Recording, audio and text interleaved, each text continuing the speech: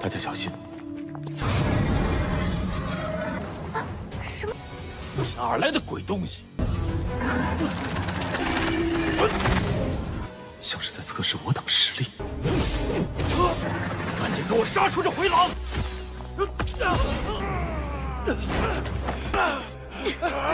此人已经疯了。我冲！爆炸时产生的灵。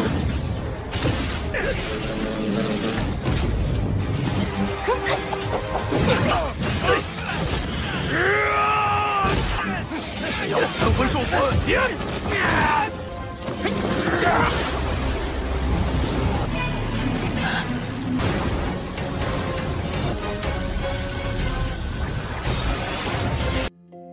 Halo semuanya, selamat datang di Ruang Sinema. Bagaimana kabar kalian semua? Semoga selalu sehat dan baik-baik saja. Sesuai jadwal, jadi pada hari ini kita akan kembali melanjutkan series Donghua Martial Master episode terbaru, yang mana ini adalah episode yang ke-557. Bagi yang mau bergabung dengan series ini, kita sudah sediakan playlistnya. Jadi kalian bisa dengan mudah mencari di mana episode awal dari series ini. Sebelum kita mulai episode terbarunya, kita akan melihat dulu apa saja yang telah terjadi pada episode sebelumnya, tepatnya pada episode 556. Kemarin, Kinchan bersama yang lainnya telah memasuki istana misterius. Seketika saja ada hawa yang tidak begitu asing dirasakan oleh Kuladao, karena dia yakin kalau istana ini berasal dari klan iblisnya. Dan benar saja kecurigaan mereka terhadap tempat itu semakin jelas, karena di hadapan mereka terdapat semacam batu-batu yang bergerak kemana-mana. Hal ini tidaklah boleh disentuh sembarangan orang, karena jika tidak nyawa mereka akan menjadi taruhan.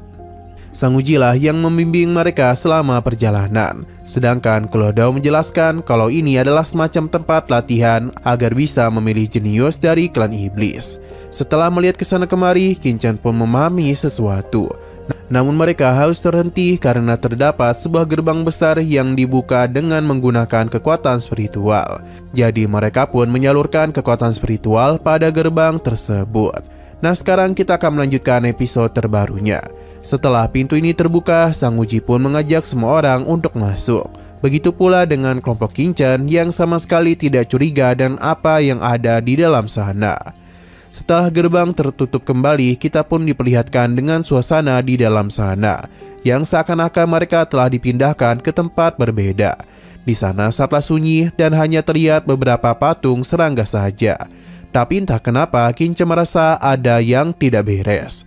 Jadi dia pun meminta rekan-rekannya untuk tetap waspada, karena tempat ini agak aneh. Hal berbeda justru diperlihatkan oleh orang-orang di depan, karena bagi mereka patung-patung di sana hanyalah sebuah pajangan semata. Mereka pun penasaran siapakah pemilik dari tempat ini sampai menjadikan patung serangga sebagai pajangan. Sesaat kemudian terlihat kalau patung-patung serangga itu mulai hancur dan membuat mereka dapat bergerak. Alhasil serangan pun langsung saja dilakukan oleh para serangga untuk menyerang mereka. Pada awalnya satu serangga tadi dapat dihentikan, akan tetapi tempat ini memiliki begitu banyak serangga, jadi bukanlah hal yang mudah untuk mengalahkan mereka. Selain itu, serangga yang tadi terkena serangan pulih dalam sekejap. Kini mereka semua pun harus terkepung oleh begitu banyak serangga. 大家小心！哪来的鬼东西？ Kinchan bersama para gadisnya terlihat tidaklah panik. Mereka pun mencoba untuk memberikan penyerangan awal kepada para serangga. Akan tetapi hal itu tidaklah berjalan dengan lancar, sebab tubuh para serangga ini terlalu keras. Bahkan serangan Kinchan dan yang lainnya tidak dapat memberikan bekas luka apapun. Jadi mereka itu hanya dapat memberikan tekanan saja tanpa bisa melukai para serangga.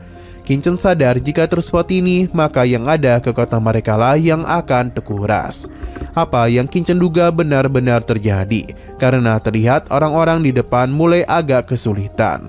Mereka yang awalnya dapat memukul mundur para serangga, justru kini harus menjadi santapan dari para serangga. Sang Uji menyadari kalau pertarungan ini hanya akan membuang waktu mereka saja. Ia pun mengajak semua orang untuk pergi melarikan diri dari kejaran para serangga. Dalam pelarian tersebut terlihat dengan jelas kalau para serangga tidak ada niatan untuk memberikan mereka kabur begitu saja. Beberapa kali para serangga mencoba untuk menyerang, namun beruntungnya mereka masihlah dapat menahan. 像是在测试我等实力。赶紧给我杀出这回廊！ Hingga pada akhirnya mereka pun melihat ada sebuah pintu lainnya yang dilindungi oleh semacam penghalang. Jadi di saat Qingchen bersama yang lainnya melewati penghalang tersebut, para serangga sudah tidak dapat mengejar lagi. Kini mereka pun berubah kembali menjadi batu, sedangkan San Wuji dan yang lainnya lega dan mereka masih bisa selamat. Namun pria ini menganggap kalau di pertarungan sebelumnya Qingchen layaknya pengecut karena berlindung di balik perempuan. Perkataannya tentu saja membuat Qiansu kesal. Untung saja Sang Wuji menghentikan pria itu karena bagaimanapun ia tidak ingin membuat mereka marah.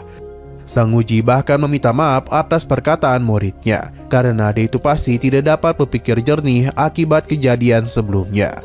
Untuk saat ini Qiansu masihlah mengampuninya. Namun jika dia sampai berbicara hal yang tidak-tidak kepada Qingchen, maka dia akan memotong lidahnya.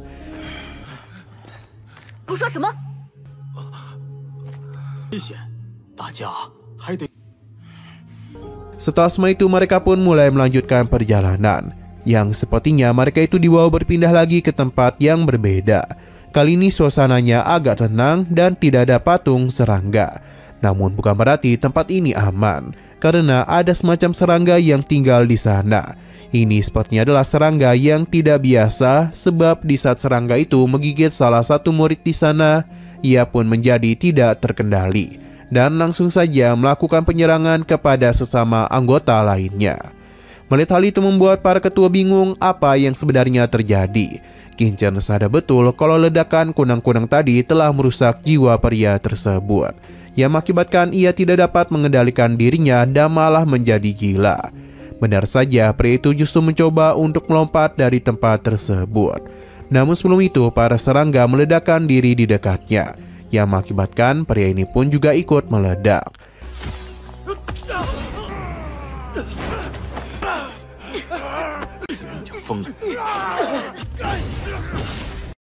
Kali ini masalah mereka adalah para kunang-kunang yang jumlahnya jauh lebih banyak. Penyerangan langsung saja dilakukan oleh para serangga tersebut. Baik Qingchen maupun yang lainnya tentu memilih untuk pergi melarikan diri saja, karena berhadapan dengan serangga sebanyak itu tentu bukanlah hal yang mudah. Beberapa serangan telah berhasil Qingchen lancarkan yang mampu menumbangkan para serangga. Tapi tetap saja melarikan diri adalah pilihan yang bagus. Terlihat dengan begitu jelas kalau para serangga terus melakukan pengejaran. Kulodao pun mengenali serangga ini yang merupakan serangga penghancur jiwa dan berasal dari benua iblisnya. Kekuatan jiwa yang diakibatkan oleh ledakannya bisa menghancurkan jiwa dalam sekejap. Ini sangat sulit diatasi sebab para serangga itu merupakan hal yang cukup kuno dan seharusnya hal ini sudah punah. Kulodao pun menjadi bertanya-tanya mengapa senjata yang begitu mematikan bisa berada di sini. Selama pelarian itu terus berlangsung, Sang Wuji meminta untuk mempercepat diri. Karena bagaimanapun seiring berjalannya waktu, jumlah para serangga semakin lama semakin meningkat. Jika sampai mereka tertinggal, maka sudah jelas kematianlah yang akan menyambut mereka. Namun nasib berkata lain karena kini mereka malah terkepung. Sebab di hadapan sana juga ada para serangga yang telah datang dalam jumlah yang tidak kalah banyaknya. Sang Wuji mencoba untuk melancarkan serangan. Hal itu memang berhasil, tapi hanya menghabisi beberapa serangga saja.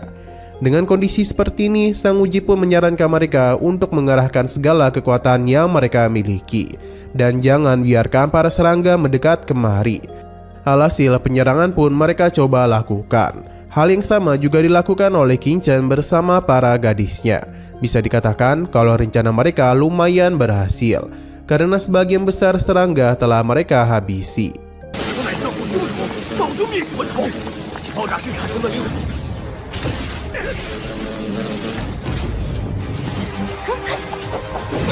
Akan tetapi masalah baru sepertinya telah hadir, karena tiba-tiba saja para serangga itu melakukan penyerangan dari jarak jauh.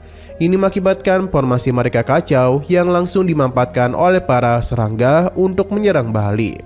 Benar saja keunggulan yang sempat mereka dapatkan kini telah hilang.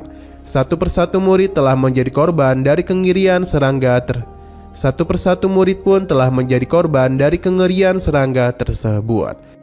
Ada yang langsung meninggoy dan ada juga yang harus kehilangan atas kendali diri mereka sendiri, yang membuat mereka malah saling menyerang satu sama lain.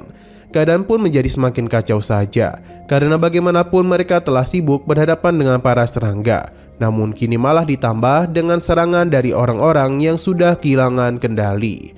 Para ketua sebenarnya kesal karena para murid malah saling serang satu sama lain. Sepertinya mereka itu masihlah belum tahu kalau serangga penghancur jiwa dapat mengacaukan pikiran lawannya.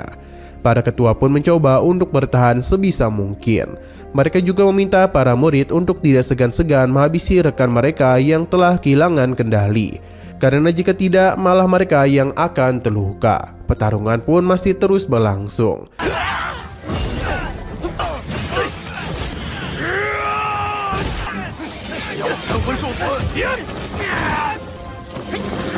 Berdasarkan apa yang kita lihat, kalau para serangga teruslah berdatangan, yang seakan-akan mereka itu tidak ada habisnya. Kelompok Qingchen pun menjadi begitu kerepotan, dan benar saja kedua gadisnya telah diincar oleh serangga ukuran besar. Untung saja Qingchen bertindak cepat dengan melindungi mereka. Akan tetapi justru dirinya yang harus dalam bahaya, karena asap yang serangga tersebut keluarkan telah masuk ke dalam diri Qingchen. Untung saja Qingchen bertindak cepat untuk dapat melawan hal tersebut.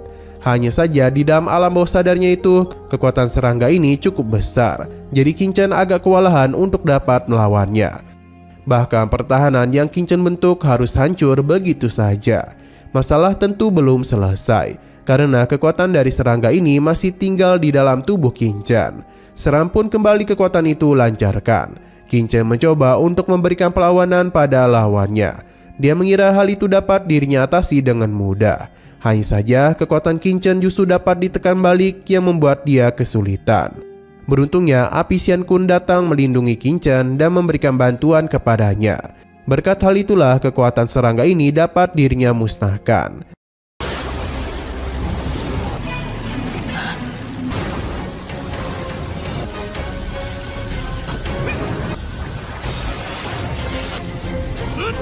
Qingchen pun mulai sadar bagaimana cara untuk melawan kekuatan dari para serangga. Di sisi luar, seseorang sedang mencoba untuk menyerang Qingchen, tapi hal itu berhasil dihentikan oleh Juruyu.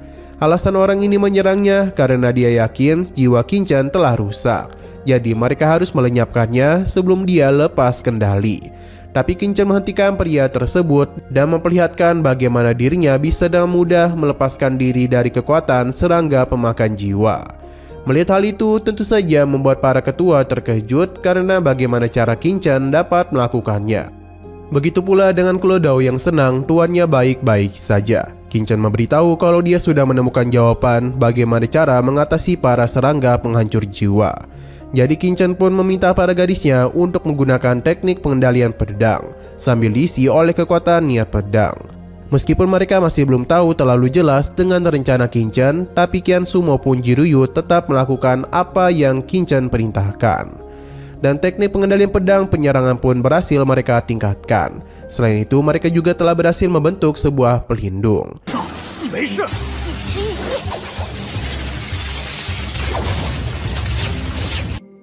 Namun sayang sekali lagi seru-serunya, episodenya pun harus bersambung dulu.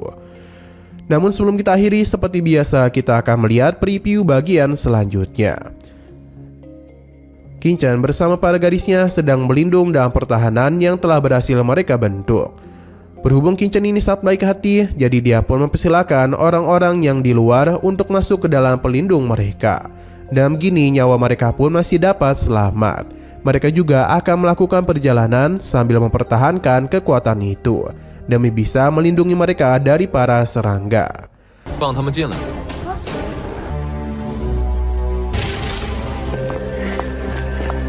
Oke, sekian dulu pada video kali ini. Untuk video selanjutnya akan segera hadir. Jadi bagi kalian yang ingin mengikuti series ini, langsung saja klik subscribe dan aktifkan loncengnya. Terima kasih yang sudah menonton video sampai habis. Jika kalian suka pada video ini, klik like dan share ke teman-teman kalian tentang channel ini. Dan ditunggu aja kelanjutannya. Oke, sampai jumpa di video selanjutnya.